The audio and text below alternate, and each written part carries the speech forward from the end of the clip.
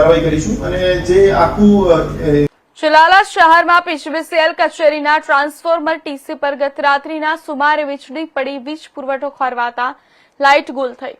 પીજીવીસીએલના અધિકારીઓ ઘટના સ્થળે પહોંચી તાત્કાલિક કામગીરી હાથ ધરી। પીજીવીસીએલ ટ્રાન્સફોર્મર ટીસીનું રિપેરિંગ કામગીરી યુદ્ધના ધોરણે શરૂ કરી ફરી વીજ પુરવઠો ચાલુ કર્યો। પીજીવીસીએલ ટીમ દ્વારા સતત પ્રયાસો કરવામાં આવ્યા।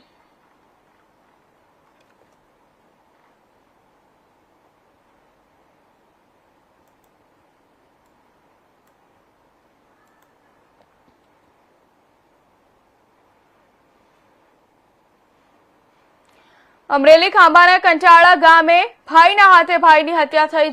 જમીનને ચોરું કજિયાના ચોરુની કહેવત સાચી ઠરી।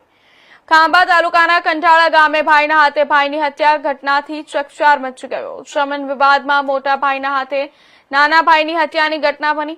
માતાની જીવાઈની જમીન બાબતે તકરાર થતા ભાઈએ જ ભાઈની હત્યા કરી લાકડી કુહાડી વડે ઈજાઓ કરતા નાના ભાઈનું મોત નીપજ્યું।